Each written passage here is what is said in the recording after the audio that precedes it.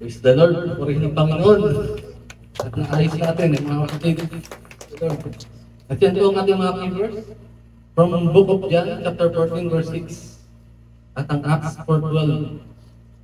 Dito sa Acts 4:12, mga kapatid, di ba? Malino sinasabi na neither is there salvation in any other name under the heaven given among men whereby we must be saved. Dito pa yung mga kapatid sinasabi na sa atin. May iba pa bang pangalan na binigyan langit para sa tao sukat natin kaliligtas? No. Ang nagsasalita dito is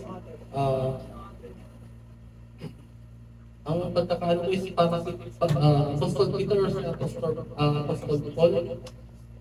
It's the Lord. Ang paliwanag dito mga kapatid. Salvation is found in no other name, in no one else. For there is no other name under heaven given to men by which we must be saved. Take note mga kapatid, na ang salitang save and salvation, they are the same. Which one means free from danger.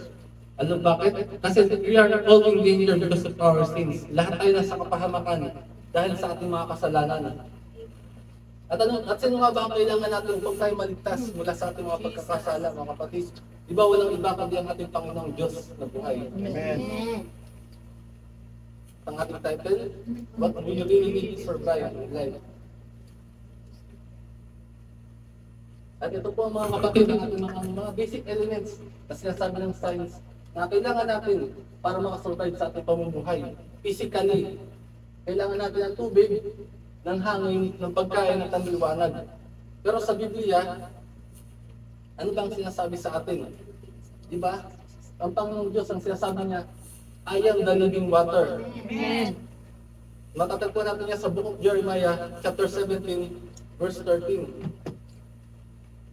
Nasabi dito, O Lord, the hope of Israel, all that forsake thee shall be ashamed, and that they depart from thee, from me, shall be written in the earth, because they have forsaken the Lord, the fountain of the living waters. Amen. Amen. Purihin ang Panginoon sa pagkabasa ng kanyang salita.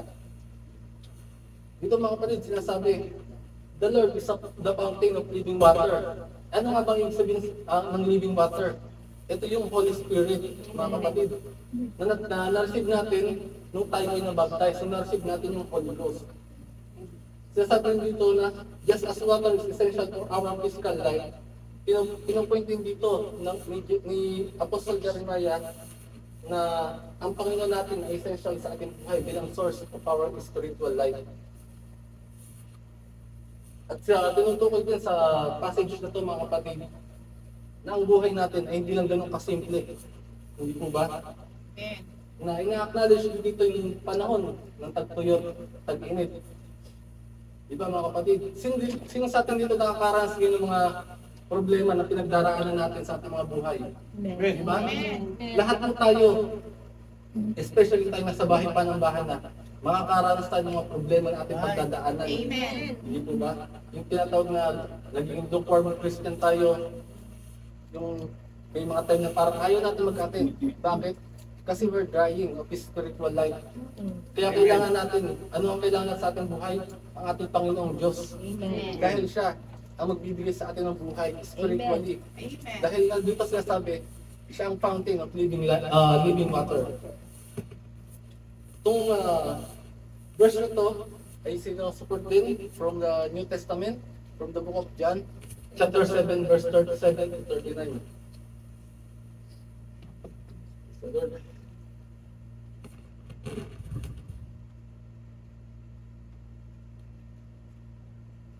Ang sabi dito mga kapatid, praise the Lord. In the last days, the great day of Jesus stood and cried, saying, If any man thirst, let him come to me and drink. He that believeth on me, as the scripture had said, out of his belly shall flow rivers of living water. Amen. But this take he of the Spirit. Dito mga kapatid, ang tinutukoy niya, hindi yung literal na tubig, kundi yung flowing of living water na the Spirit of Jesus Christ. Amen. Sinasabi dito, which they that had believed on Him should receive. For the Holy Ghost was not yet given because Jesus was not yet glorified. Praise the Lord. Ito mga kapatid, inaanyayahan ng Panginoon ang bawat isa na nakikinig sa Kanya. Na kung sino man daw ay nauuhaw ay lumapit sa Kanya. At kung sino ang maniwala sa Kanya, sinasabi sa Scripture, na kung sino maniniwala sa Kanya ay ang agos, ang bukal ng tubig ng buhay sa Kanyang tiyan. Na at tinutukoy dito nga ay ang Spirit of the Holy Ghost. Pero sa mga panahon na to, hindi pa nila nare-receive o hindi pa nila tatanggap ang Holy Ghost kasi hindi pa nag-glorify ang ating Panginoong Diyos. Amen. Praise the Lord. Pasensya na kayo mga kapatid. Medyo ang yung lingkod. Amen. Lord. Sa ating number 2, praise the Lord. Sabi ng ating Panginoon, I am the bread of life. Na siya daw ang hininga ng buhay. Na matatagpuan natin sa John 33, verse 44. Dito mga kapatid, ang sabi, the Spirit of God had made me, and breath of the Almighty had given me life. Ano sa salita dito mga kapatid? Tilatong na, alam niyo yung istorya ni Job, mga kapatid. Ano ang kausap dito yung ang kanyang kaibigan, na si Elihu. Ina-encourage na dito si Job na i-rebuke yung tatlo niyang naunang kaibigan. Bakit? Kasi di ba, ang turo sa kanyang mga kaibigan yung talikuran ng Panginoon, na kasalanan ng Panginoon kung bakit gano'n pinagdadaanan niya. Ano sabi sa kanya dito ng kanyang kaibigan na si Elihu? The Spirit of God had made me. The bread of Almighty had given me life. Na siya din daw man ay nilikha ng Panginoon. Ang Panginoon din ang nagbigay sa kanya ng hininga. Di ba mga kapatid? Praise the Lord. Dito pinapaliwanag sa atin ang pinaka-meaning ng verse na ito ay ang Panginoon nagbigay sa atin ng buhay mga kapatid. Kung ano man ang pinagdadaanan natin ngayon, kung ano man struggles mo sa buhay, yan ibinigay sa atin ng Panginoon. Bakit? Dahil yan ang purpose niya. Para i-direct yung mga puso natin towards sa kanyang truth and grace. Kasi kung ibibigay sa inyo ng Panginoon, ay puro saya na lang mga kapatid, hindi ba? Maalala mo ba siya? Makikilala mo ba siya? Kaya tayo binibigyan ng Panginoon ng struggles para muli tayong manumbalik sa Kanya, muli natin siyang makilala. Lord. Actually, mga kapatid, kung sa chapter 33 natin ng Book of Job, mahaba tayo, may mga iba pang topic dito. Pero dito tayo nag-focus about sa the air. Yung hininga na binigyan ng Panginoon sa ating mga buhay. Kasi dito sa chapter na to, ang tinano dito is yung buong buhay ni Job na, di ba? Na kung ano yung mga charges, yung citations of Job's charges na matatagpuan natin from verse 8 hanggang 11. Tapos nga, yung rejection ni Job about God's argument, argument niya about God's silence sa kanyang buhay. Pero dito tayo magpo-focus. Magkausap na nga sila ni Elihu at sinasabi ni Elihu dito sa kanya, Panginoon, bumalik ka sa Panginoong Diyos. Huwag mong tatalikuran ng Panginoong Diyos na siyang nagbigay sa iyo ng buhay. Amen. Na siyang naglalang sa iyo. Dahil kung ano man ang problema pinagdaraanan mo, pinagkaloob niya sa iyo upang mas lalo kang tumatag, mas lalo kang manumbalik sa kanyang luklukan. Di ba mga kapatid? At ang ating kasunod na verse na galing sumusuport din dito sa tinatalakay natin about sa Jesus is the bread of life. Sinabi rin dito, and when he had said this, he breathed on them and said unto them, receive ye the Holy Ghost. Diba? Ang ano naman dito is, ibinahagi ng Panginoon sa kanyang mga apostol ang Holy Ghost sa pamamagitan ng pag-ihip sa kanila ng hangin. Hindi po ba? Amen. Imagine na lang natin mga kapatid, ganun lang kadali para sa Panginoon na ibahagi ang hininga, ang breath of life sa atin, ang Holy Ghost. Sinasabi din dito mga kapatid, na pinagkaloob ng Panginoon sa kanyang mga disipulo ang Holy Ghost sa panahon na ito para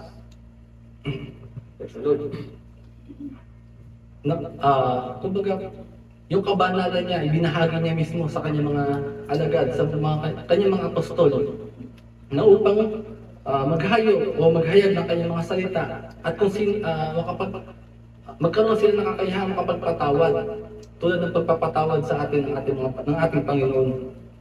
Praise the Lord. Mga kapatid, pasensya na kayo. Praise the Lord, hallelujah, Jesus.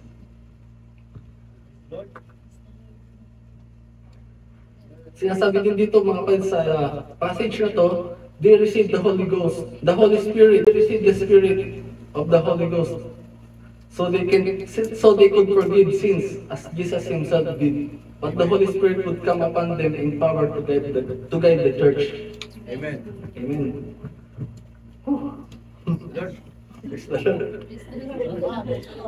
Sa totoo lang mga kapatid, iba talaga pag tumatayo lang sa unahan. Hindi ko alam kung ano yung pwede mong masabi or yung ano. Kasi isipin mo kung tama ba yung may tuturo mo. Kasi pananagutan mo sa Panginoon yan. Amen. Kaya ito mga kapatid, binigyan tayo ng buhay ng ating Panginoong Diyos. Binigyan niya tayo ng breath of life para magampanan natin ang ating mga tungkulin, di ba? Sinabi din dito, pinagkaloob niya sa kanyang mga alagad ang kanyang hininga para nga sila ay makapagpatawad din sa mga nagkakasala sa kanila tulad ng pagpapatawad ng ating Panginoong Hesus. Sa ating ba mga kapatid, sa buhay natin, nagagawa ba natin mga kapatid ito tinutukoy din sa passage na to? Marunong na ba tayo magpatawad sa ating mga kapwa tulad ng pagpapatawad ng ating Panginoon? O marunong na ba tayo humingi ng kapatawaran? Hindi po ba? Kasi tulad nga, di ba, dapat ang inaaral natin sa Biblia, mga inaaral natin na galing sa Biblia, dapat na isa sa pamuhay natin, mga kapatid. Kasi kung tatayo ka tulad ko, hindi ako mamatas, wala akong alam. Salita ng Diyos ang aking binabahagi. At kung ano lang ang kaunawaan ko na pinagkaloob sa akin ng Panginoon, yun lang din ang may babahagi ko mga kapatid. Dahil ito, ibabahagi ko itong mga verse na to, kung hindi nyo man maintindihan kung ano yung paliwanag ko mga kapatid, pwede nyo siya pagbulay-bulayan sa mga bahay natin. Ganun po ba, di ba? So, yun nga mga kapatid, isabuhay natin ang mga katuruan sa Biblia. Dahil wala tayong ibang kailangan sa ating buhay, kundi ang ating Panginoong Diyos lamang.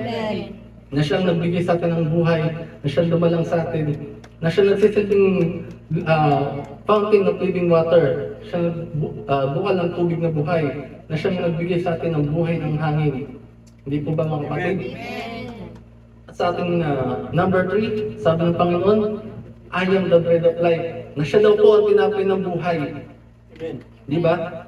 Sa every first week of the month, di ba mga kapatid, nagko-communion tayo. Anong sabi sa awitin? Ako ang tinapay ng buhay. Kanan niyo at makiisa. Di ba? Dito, inaano sa atin ng Panginoon na pag kinain natin yung tinapay na yun para tayo nakiisa sa Kanya. At yung tinapay niya sumisimbolo sa katawan niya, di ba? Kasi sabi nga niya, siya ang tinapay ng buhay. At yung tinapay niya sumisimbolo sa kanyang katawan na siyang nabayubay sa krus ng Kalbaryo para sa ating ikaliligtas mula sa ating mga kasalanan.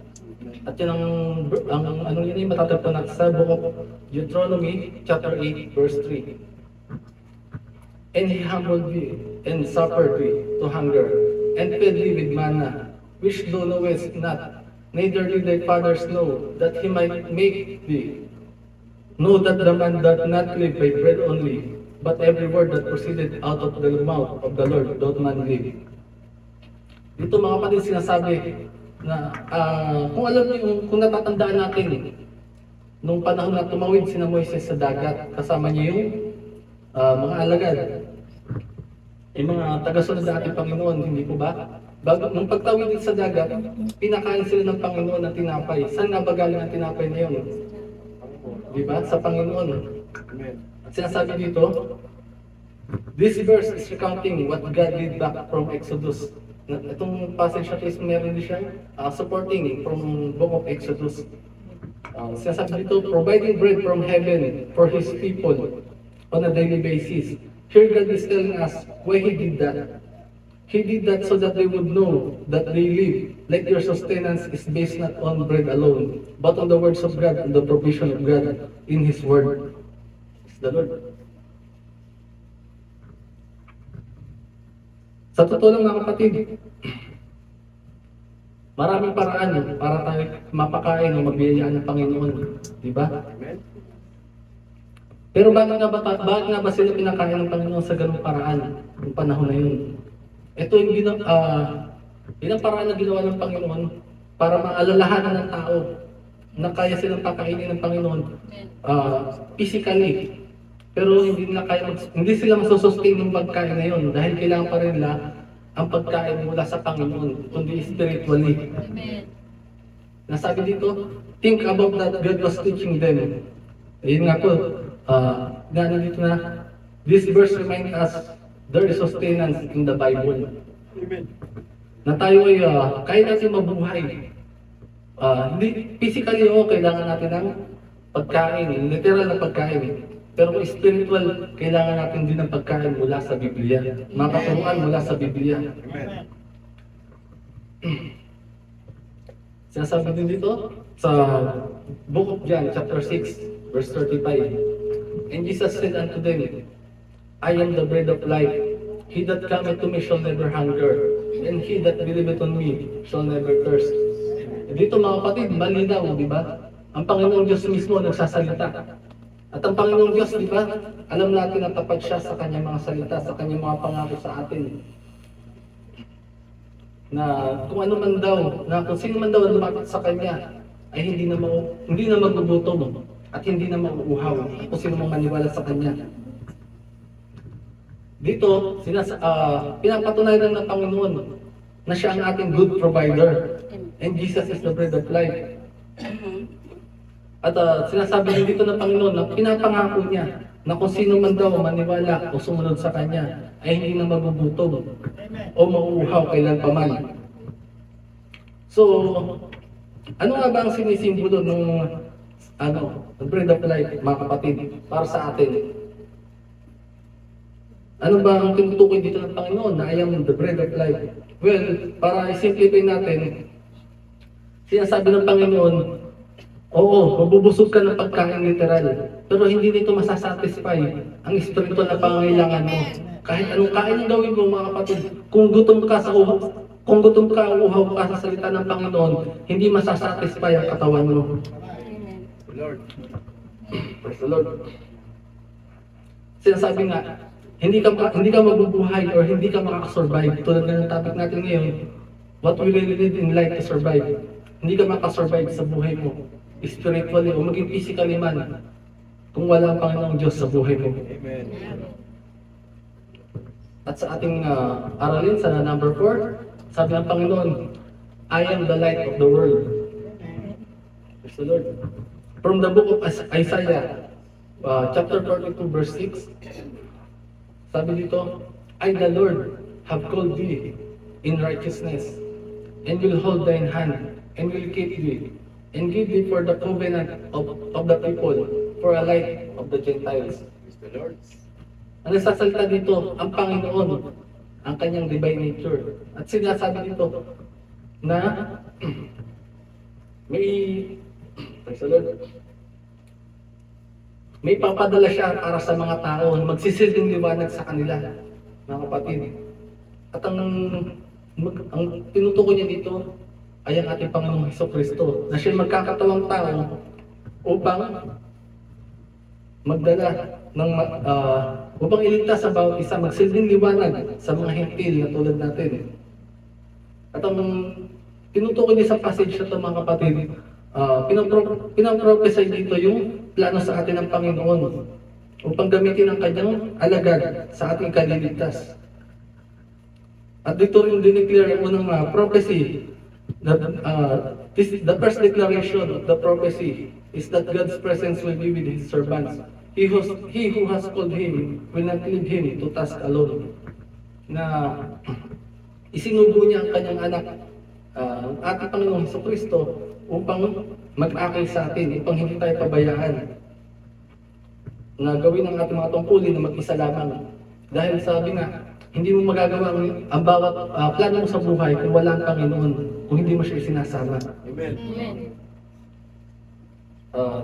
So, verse na sumusupport din sa aralin nito is from Book of John, chapter 8, verse 12. Then spake Jesus unto them, saying, I am light of the world. He that followed me shall not walk in darkness, but shall have the light of life. Amen. Praise the Lord. Dito mga kapatid, sinasabi, Jesus promised that who follows Him shall never walk in darkness, but will have light of the light. That means we don't have to face confusion or moral uncertainty alone. His light illuminates our path, guiding us through difficult decisions, challenges, and even the darkest of sin and despair. Ito nga mga kapatid, ang tinatalakay dito, ang Panginoong Diyos magsisilbing liwanag sa ating mga buhay. Paano mo ba masasabing na siya ang liwanag ng iyong buhay mga kapatid? Sigurado ka ba kahit nasa bahay panambahan ka na, dumadalo ka sa bahay panambahan, na ang Panginoong Diyos pa rin nagsisilbing liwanag sa buhay mo? Sigurado ka ba na sa kada desisyon mo sa buhay, siya yung nag-guide sa iyo towards right decisions? Na siya na ba yung nag-aakay sa iyo? Di ba? Patungo sa kaliwanagan mula sa lusak ng iyong mga kasalanan. Nung anniversary natin, di ba, ang topic natin, walking in the highway of holiness. Amen. Ngayon, tatanungin ko yung mga kapatid, paano ba tayo makakalakad sa highway of holiness kung wala sa atin ang liwanag ng Panginoon? Kung hindi ang Panginoon nagsisilbing liwanag sa ating mga buhay. Amen. Hindi po ba? Amen. Kaya, lagi natin tatandaan mga kapatid, ang Panginoon ang ating liwanag sa ating buhay. Kaya sabi din sa passage na to, anyone who follows me will never walk in darkness alone. Jesus spoke to the people once more and said, I am the light of the world. You won't have to walk in darkness because you will have the light of the light. You will have the light that leads to life. Hindi po ba? Ang Panginoon Diyos mismo nagsasalita dito na kung sumunod lang tayo sa Kanya, kailanman hindi na tayo lalakad sa kadiliman. Pero mga kapatid, ang sa passage na to is, dapat wino-workout din natin. Hindi porket ang Panginoong Diyos na mismo ang nagsilbing liwanag sa ating buhay is, hahayaan na lang natin siya mag-guide sa atin. Hindi po ba? Hindi naman Panginoong Diyos mismo mag-aakay sa ating mga paa kundi tayo. Kailangan natin ihakbang ang ating mga paa patungo sa kaluwalhatian. Amen. Dahil kahit nandiyan ang Panginoong Diyos at sisilbing liwanag sa buhay natin, hindi po ba? Kung hindi tayo kumikilos, kung hindi natin nasasapamuhay, wala rin mga kapatid, hindi po ba? Wala rin silbing liwanag. Parang sinabi rin natin na wala ang Diyos sa ating buhay. Kung hindi natin gagawin ang mga bagay na pinagkaloob sa ating Panginoon. Unang-una sa ating mga ministeryo. Di ba? Kung hindi natin magagampanan ang ating mga ministeryo, para sabi natin, diyan ka lang, magliwanag ka lang, pero dito lang ako. Kaya kung ano man pinagkaloob sa ating Panginoon, ng ating Panginoon, mga kapatid, sundin natin, at siya ang gawin natin, siya ang magsisilbing liwanag sa atin, siya ang magsisilbing daan, siya ang mag-aakay sa atin tungo sa spiritual na pangailangan natin, spiritual na kaligtasan. Amen. The Lord. At sa ating conclusions na po pala tayo mga kapatid, praise the Lord. Masyado mabilis. Jesus.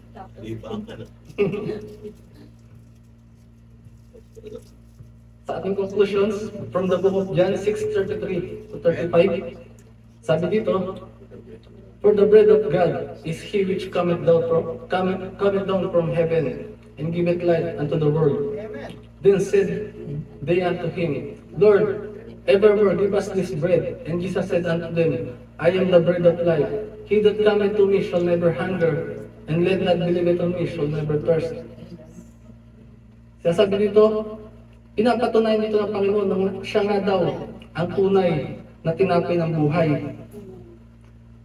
Na He is to the soul what bread is to the body, nor shall support the spiritual life. He is the bread of God. Na siya nga raw. Di ba may passage tayo mga kapatid na sinasabi na walang sino mang tao mabubuhay sa tinapay lamang, kundi sa salita ng Diyos. At dito, Panginoong Diyos yung nagsasabi na siyang araw at tinapay ng buhay na kinaloob ng langit para sa ating lahat. Na kung sino nga daw susunod sa Kanya at maniwala sa Kanya ay hindi na mauuhaw at magugutom. Dahil siya nga ang tinapay na kailangan natin hindi physically, kundi spiritually, mga kapatid.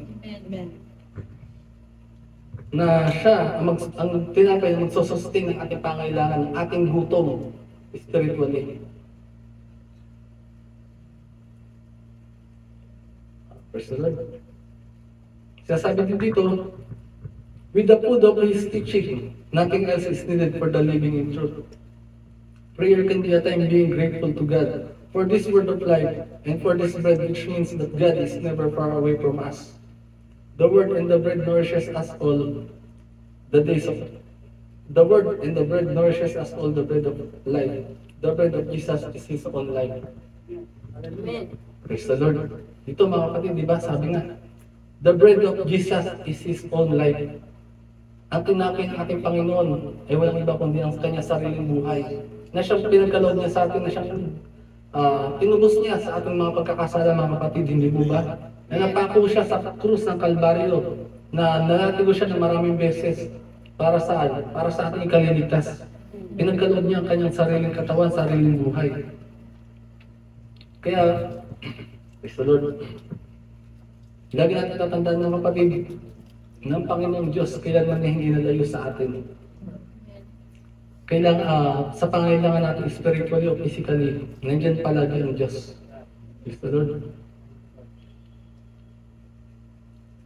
At sabi naman po dito sa Book of John, chapter 6, verse 38, then Simon Peter answered him, Lord, to whom shall we go? Thou hast the words of eternal life. Dito mga kapatid, kung nabasa niyo itong part na to, sasabi, ang inano dito is, tinatanong ng ating Panginoong Diyos, kung maging ang kanya bang mga apostol ay tatalikod sa Kanya. Kayo ba mga kapatid, tatalikod ba kayo sa Panginoon? Ganyan, ganito na tayo kalayo. Ganito na kalayo natin narating sa ating pananampalataya. Tatalikod pa ba tayo? Nung tinanong sila ng Panginoon, ano sagot ni Peter? Panginoon, kanino kami pupunta? Hindi ba't ikaw ang nagbigay sa amin ng buhay? Diba? Ikaw, dinadala ka ng Panginoon dito, ang panyapak mo sa bahay panambahan. Hindi pa ba patunay yun na nakilala mo na siya? Na patunay na siya ang nagbigay sa'yo ng buhay. Tatalikod ka pa ba? Hindi mo pa ba gagampanan yung mga tungkulin na pinagkaloob niya sa'yo? Kapatid, lagi natin tatandaan, lagi tayong lumapit sa Panginoon dahil siya ang nagbigay sa atin ng buhay. Hindi pwede yung susunod na ako atin, susunod na ako mag-church. Bakit? Bakit sa susunod na lang? Sinabi din ba sa'yo ng Panginoon, sa susunod na lang kita bibigyan ng buhay? Sa susunod na lang kita bibigyan ng hininga? Hindi ba? Lagi natin narinig, di ba sinasabi, ang buhay natin ay para lang isang hamog.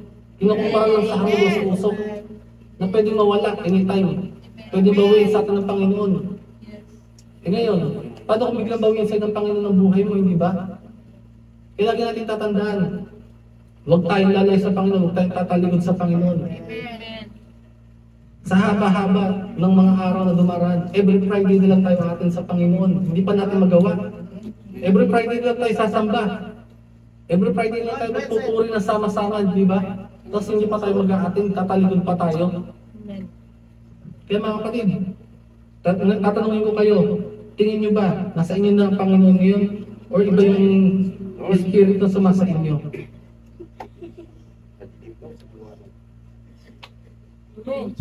Sabi naman dito sa Book of John, chapter 11, verse 25 to 26, Jesus said unto her, I am the resurrection and the life. He that believeth in me, though he were dead, yet he shall live. And whoever liveth and believeth in me shall never die. Amen. Believe it, this. Kayo ba naniniwala mga kapatid? Amen. Na sinasabi dito ng Panginoon, na siya nga daw resurrection ng buhay. Amen. Kung sino mang naniniwala sa Kanya, na kahit patay ay muling mabubuhay. At kung sino mang buhay, ay mananatiling buhay kailan pa man at hindi mamamatay. tinutukoy dito mga kapatid ay ang buhay natin spiritually. Hindi yung buhay natin physically. Dahil itong katawan natin mga kapatid, mamamatay ito eh. Magiging alabok. Babalik tayo sa alabok. Pero ang tinutukoy dito ang buhay is yung glorified body natin mga kapatid. Na siya makakasama natin ng Panginoon sa kanyang kaharian. Diba? Kaya nga sasabi dito, He and whoever liveth and believeth in me shall never die. Kung alam natin mga kapatid, may 3 tao sa Biblia na hindi namatay. Hindi po ba? Sino sila? Si Elijah, si Enoch, at si Melchizedek. Di ba? Nasulat ba sa Biblia na namatay sila? Hindi, kasi nagkaroon lang sila ng glorified body. Sinama sila ng Panginoon sa kanyang kaharian. Kasi ganun ang pananampalataya nila sa Panginoon. Ikaw ba kapatid, naniniwala ka ba? Nananampalataya ka ba sa Panginoon? Sigurado ka ba na mabubuhay ka ng walang hanggan? Hindi po ba? Sigurado ka ba na kung mamatay man ang physical mong katawan, ay muli mabubuhay ang spiritual mong katawan kasama ng Panginoon? Kung hindi pa, bakit parang nag-aano ka pa? Nagdadalawang isip ka pa sa Panginoon? Hindi ba?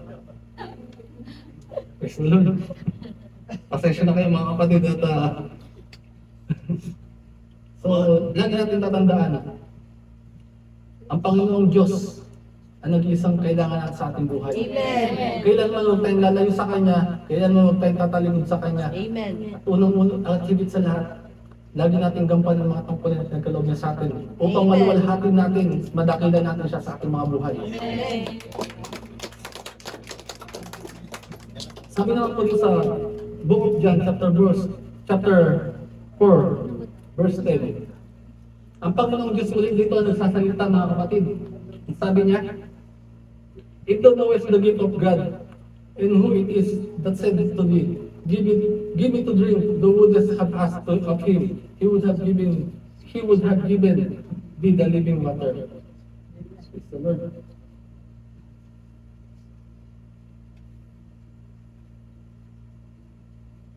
Praise the Lord. Purihan pa nga sa kanyang mga salita.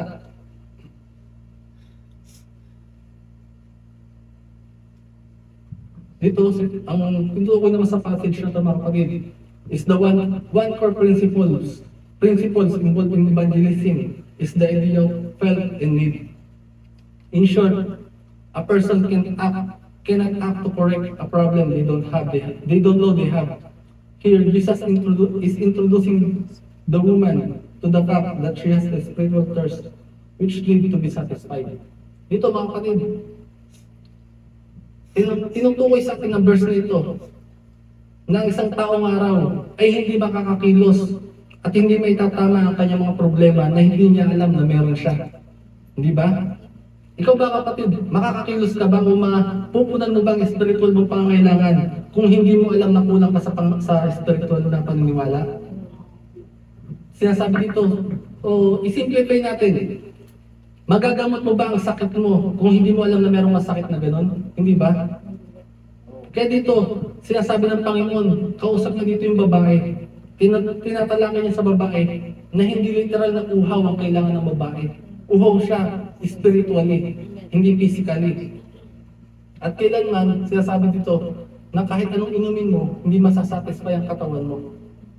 Dahil hindi ka nga uhaw sa physical na tubig, kundi uhaw ka sa spiritual na sa living water, mga kapatid. Praise the Lord. At dito sa passage na ito, lockdown tayo from praise the Lord.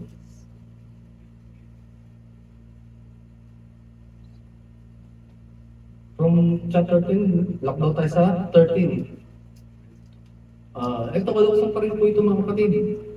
Kung ano din po, ito yung part na may kausap si Jesus Christ. Yung babae na umiigib sa Jacob's well. Di ba mga kapatid? Di ba? Sabi dito ng Panginoon, Jesus answered and said unto her, "Whosoever drinketh of this water shall thirst again. But whoever drinketh of the water that I shall give him shall never thirst. But the water that I shall give him shall be in him and well of water springing up into everlasting life." Amen. Ang sinasabi dito ng Panginoon, ini-introduce niya sa babae. yung living water.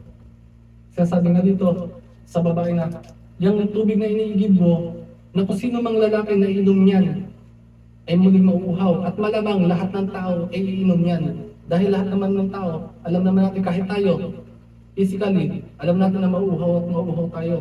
Pero ang sabi ng Panginoon, but whosoever drinketh of the water that I shall give him, shall never thirst. Di ba? Isipin niyo mga kapatid, sinasabi dito ng Panginoon, na kung ano man daw, kung sino man daw ang iinom ng tubig na kanya ipagkakaloob, ay hindi na mauuhaw kailan pa man. Ano ba ang tubig na tinutukoy niya dito, mga kapatid? Walang iba, kundi ang fountain of the living water, which is kailangan talaga natin spiritually, na siyang kakailangan natin to have an everlasting life. Dito sinasabi nga sa verse na to, in this verses from John's Gospel, Jesus encounters the woman at the well and introduces her to the living water. He contrasts the water in the well to that which he offers. People who drinks the earthly water will thirst again. In fact, many may drink of it, not realizing what they thirst is in fact the living water. Sinasabi dito, na yun nga mga kapatid, ino-offer ng Panginoon sa babae. Actually, hindi lang sa babae niya ino-offer to, kundi sa lahat. Amen. Ginamit lang niya yung babae, di ba nga? Yung babae, kung nabasa niyo yung story na ito sa Biblia, dito nagsimula yung unang evangelist, yung babae, na siya nagpatotoo sa mga milagro ng Panginoon. Na sinasabi na kung sino ang maniniwala sa Panginoon, kung sino susunod sa Kanya, at kung sino tatanggap ng Holy Ghost, magbabautisman sa tubig, ay makakatanggap ng Holy Ghost.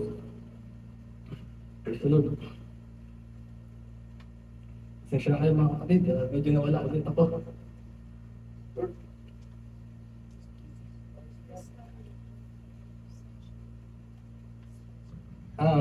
Sinasabi din dito sa verse 14, in direct terms, Jesus is pointing out that salvation is neither obtained nor kept through works. In fact, Jesus is contrasting the nature of salvation with the nature of human efforts. One is temporary and required works. The other is eternal and obtained only as a gift. Ito, tulad nga sinabi ko kanina mga kapatid, na kailangan natin ang Panginoon, pero hindi natin, kailangan natin ang Panginoon sa ating buhay. Pero syempre, kailangan natin kumilos din. Hindi pwede yung ating kasapan ng bahay na kaupo ka lang dyan, mabubutas na yung upuan mo. Di ba? Pero wala pa rin ng Panginoon sa iyo. Kasi nga, kailangan natin i-work out ang ating salvation mga kapatid. Patuloy. Hindi porket, nabautismuhan na ako, ligtas na ako. Hindi. Dahil sinasabi nga dito, ang kaligtasan natin ay nasa ma-receive natin sa pamamagitan ng dalawang bagay. Isa is through works, through continuous works. At ang isa ay the other is eternal and obtained only as a gift. Kung matatanggap lang natin yung kaligtasan natin kung ipagkakaloob mismo sa atin ng Panginoon bilang regalo.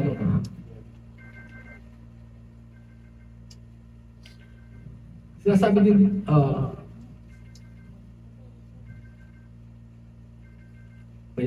pasensya kayo mga pag, pares na pala. So, dapat tayo sa sundatang verse, sa Book of Isaiah, chapter 60, verse 20. Thy sun shall no more go down, neither shall thy moon withdraw itself. For the Lord shall be thy everlasting light, and the days of thy mourning shall be ended. Dito mga kapatid, ang mensahe dito ng ating Panginoon is a message of hope and encouragement, offering a vision of a future, offering a vision of a future in which the people of Israel will experience unending blessings and joy. The passage speaks to the power of faith and belief that God can bring transformation and renewal in the darkest of circumstances. Dito mga kapatid, sinasabi sa atin na ang Diyos na ang liwanag ng buhay, ang liwanag na siya mag-aakay sa atin, na siya nagbibigay sa atin ng pag-asa at ina-encourage na tayo na in-encourage siya tayo na, ano ba tawag ito? Sorry. Praise the Lord. Sinasabi nga dito na ang Panginoon, ang liwanag ng Panginoon, ang makapagpabago sa atin, ang makapag-transform. Di ba? Mga kapatid, sino po ba sa atin dito na transform na ng Panginoon? Di ba? Marami sa atin ang transform ng Panginoon. Hindi na ako mention mga pangalan. Alam naman natin sa ating mga sarili yan, hindi po ba? Ano po ba tayo dati nung hindi pa natin nakikilala ang Panginoon? Ano mga gawain natin? Ano ugarin natin? Paano tayo makasalamuha sa ating mga kapwa? Hindi po ba? Nung nakilala natin ang Panginoon, nung nakita natin ang kanyang liwanag, hindi po ba? Lahat tayo nagbago, nag-transform. Kahit ako, aminado ako sa sarili ko, example ko ng sarili ko, never niyo ako makikita naka-long sleeve. Never ako nagsuot ng necktie. Nagsuot ako ng necktie pero hindi ako talaga nag-aano sa bahay. Wala akong necktie sa bahay. Isa lang. Kasi nga, nung panahon na yun, hindi ko pa nakikilala. Actually, nakikilala ko naman ang Panginoon. Pero hindi pa ganito. Hindi pa ako ganito kayo sa Panginoon noon. Malayo pa ako. Marami pa akong kasalanan nagagawa. Mga kalukuhan natin, hindi po ba? Lahat naman tayo may mga pinagdaanan talaga dati. Pero nung nakilala natin ang Panginoon, nanong-balik tayo. Praise the Lord. Nahingi ko na nakapatawaran sa Panginoon yung pastor. Sasabi nga dito, the sun shall no more go down. Na kailanman sana nga ay hindi na bumaba ang araw. Na hindi na nga dun lulubog ang buwan. Hindi na lulubog ang buwan. At magkakaroon tayo ng liwanag na walang hanggan.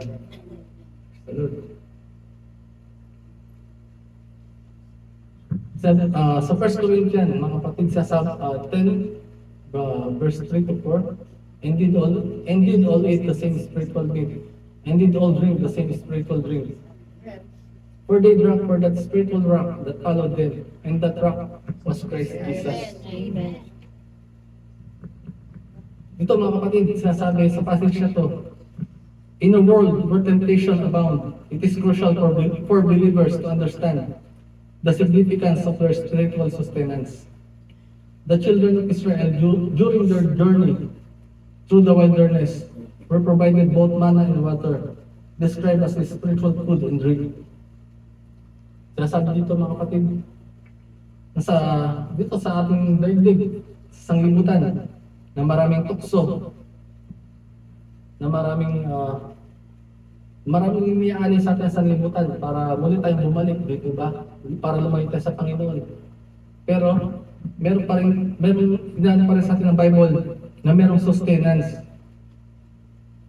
Ang spiritual sustenance na matatagpuan lang natin sa ating Panginoong Diyos.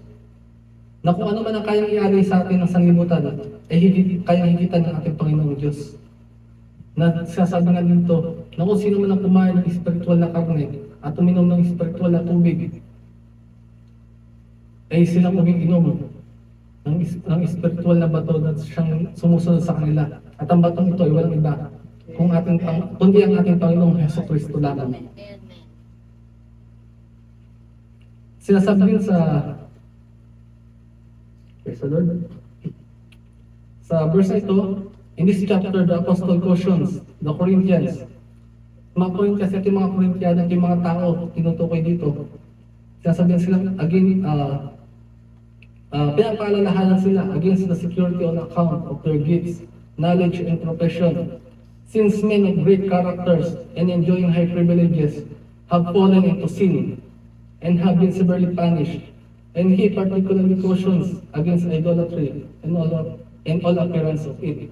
Mga kapatid, kung pag-aalahan natin, praise the Lord, sinasabi din sa atin ang passage na ito na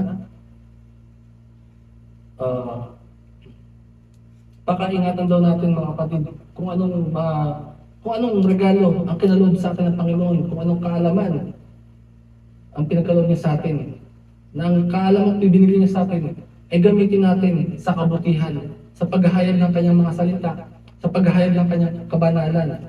Dahil marami mga kapatid, ang mga tao na matataas ang posisyon, malalayo nang narating ang bumagsak. Bakit? Dahil matataas ang tingin nila sa sarili nila. Tingin nila higit na sila sa Panginoon. Di ba? Alam naman natin, unang example dito, si Lucifer. Sino ba si Lucifer? Di ba siya yung